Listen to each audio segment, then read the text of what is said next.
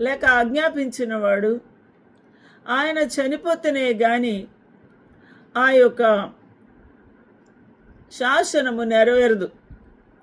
అందువలన ఆయనే వ్రాసి ఉన్నాడు కాబట్టి ఆయనే ఈ యొక్క శాసనము నెరవేర్చవలసి ఉంది. అందువల్ల ఆయన శరీరధారిగా రావాల్సి ఉంది. ఎందుకనగా రక్త ప్రోక్షణ లేకుండా పాపక్షమాపణ లేదు.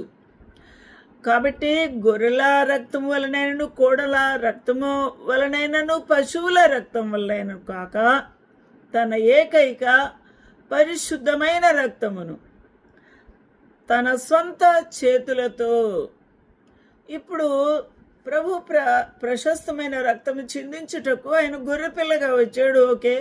ఆయన రక్తం పరిశుద్ధమైన రక్తము, ఓకే. ఇప్పుడు అది ఎక్కడ ఒలకబోయాలి? కరుణాపీఠం మీద, ఓకే. అది ఎవరు తీసుకొని పోవాలి? ప్రధాన యాజకుడు తీసుకొని వెళ్ళి ప్రక్షాళనము సర్వ మానవుల కొరకు చేయవలసి ఉంది. అయితే ఈ ప్రక్షాళనం ఎవరు చేస్తున్నారనగా ఆయనే ప్రధాన యాజకుడుగా. హల్లెలూయా, దేవునికి మహిమ కలుగునుగాక. ఇవన్నీ రెఫరెన్సులు చెప్తే టైం సరిపోదు, అందుకు ఎలా చెప్పుకుంటూ వెళ్తూ ఉన్నాను. కాబట్టి ఆయన ప్రధాన యాజకుడుగా తనంతట తానే ఆ కరుణాపీఠం మీద ఒలకబోయాలి, ప్రోక్షించాలి. అది ఎలా సాధ్యమవుతుంది? 2 చేతుల మీద మేకులు దిగ్గొట్టేశారు, ఇక్కడ ఆ పశ్చిమానికి. ఈ 2 కాళ్ళు ఒకదాని మీద ఒకటి పెట్టి ఇక్కడ మేకులు దిగ్గొట్టారు, కదలలేరు. శిరము కూడా వెనకాల ఉన్న పశ్చిమానికి వేసి ఆ శిరమును బిగించి ఉన్నారు.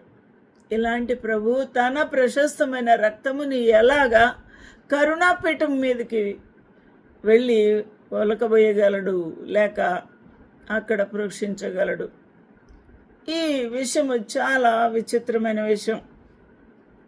యేసుక్రీస్తు ప్రభు దగ్గర మనము అకేక ఆయన తండ్రి నీ చేతికి నా ఆత్మను అప్పగిస్తున్నాను అని బిగ్గరగా కేక వేసినప్పుడు జరిగిన సంఘటన మనం చూస్తే, ఆ శబ్దమునకు ఆ యొక్క ఆకాశంలో ఉన్న సూర్యుడు దాక్కున్నాడు, పారిపోయాడు. చీకటి కఠినంగా కమ్మింది మధ్యాహ్నం 3 గంటలకు. మరియు ఈ యొక్క గొల్గతా శిఖరం అంతా కూడా పర్వతము రాయితో ఉంది.